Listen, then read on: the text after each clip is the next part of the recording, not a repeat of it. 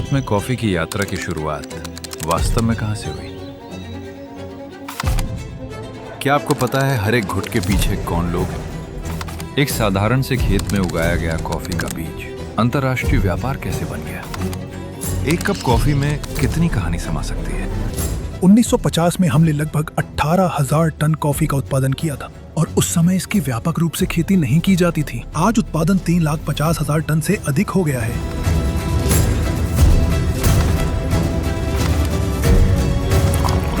GST सुधारों के बाद पारदर्शिता साबित हो चुकी है।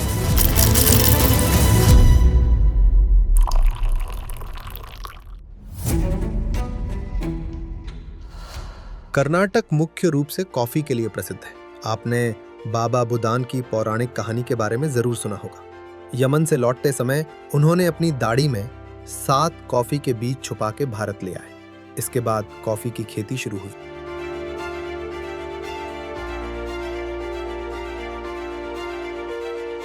भारत की 70% कॉफी निर्यात की जाती है। हम उच्च मानकों को बनाए रखकर इस दिशा में काम करते हैं और टिकाऊ कृषि पद्धतियों का पालन करते हैं। कॉफी बोर्ड इस लक्ष्य को हासिल करने के लिए लगातार प्रयास कर रहा है।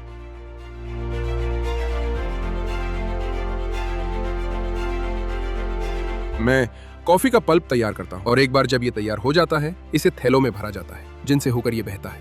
भारी बीज नीचे बैठ जाती हैं जबकि हल्के वाले तैरते हैं। इसके बाद इसे पल्पर में ले जाया जाता है और अच्छी तरह से धोया जाता है। धोने के बाद ये फिर से नीचे आ जाता है। वहां से ये हुक की और फिर बुसुली की ओर बढ़ता है। इसे बोरियों में भरकर भेज दिया जाता है।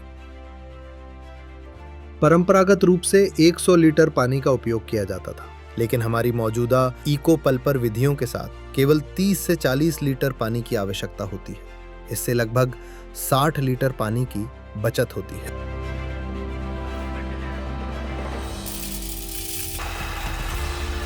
जीआई टैग एक प्रमाणन को संदर्भित करता है जो दर्शाता है कॉफी का सटीक भौगोलिक मूल स्थान। चिकमगलूर में हमारे पास कई जीआई टैग हैं, जैसे Chikmagalur, Baba Budan, Coorg coffee, robusta, Araku coffee, monsoon Malabar और अन्य। प्रत्येक किस्म का अपना अलग स्वाद, गुणवत्ता और पहचान होती है और इसी आधार पर जीआई टैग प्रदान किए जाते हैं।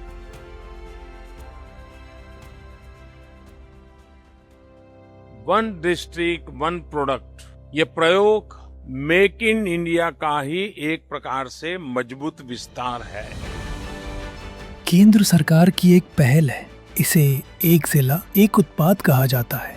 इसके 3 मुख्य भाग हैं: केंद्र सरकार, राज्य सरकार और संबंधित हितधारक। ये पहल बहुत मददगार है क्योंकि इससे उत्पादकों को लाभ होता है खेती से आगे बढ़ने के लिए, और इससे उनके उत्पाद सीधे उपभोक्ताओं तक पहुंच पाते हैं सरकार के समर्थन से। आईसीडीपी कार्यक्रम सभी क्षेत्रों को कवर करता है और इसे सभी हितधारकों को प्रेरित करने के लिए पेश किया गया था। यहाँ लगभग 4 लाख कॉफी उत्पादक हैं और 25 लाख बागान मजदूर हैं। हम श्रमिकों का समर्थन करते हैं, उनके बच्चों की शिक्षा के लिए वृत्ति देकर। कॉफी उत्पादकों के लिए हम विभिन्न प्रकार की सब्सिडी प्रदान करते हैं। पिछले वर्ष ही लगभग 90 करोड़ रुपए की सब्सिडी कॉफी उत्पादकों को उपलब्ध कराई गई थी। किस प्रकार की सब्सिडी उपलब्ध है? उत्पादकों को 40% तक सब्सिडी मिलती है सुखाने के लिए लुगदी बनाने वाली इकाइयां, पुनर्रोपण, तालाब और सिंचाई प्रणालियां। ये सभी सब्सिडी योजनाओं के अंतर्गत आते हैं।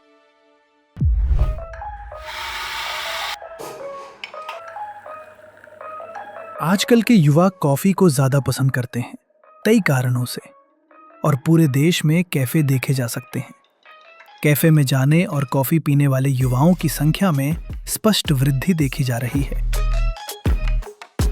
हालांकि फिल्टर कॉफी की खपत घट रही है और इंस्टेंट कॉफी की खपत बढ़ रही है। केंद्र सरकार ने जीएसटी घटा दिया है। 18% से घटकर 5% हो गया है, जो उपभोक्ताओं के लिए एक बड़ा लाभ है।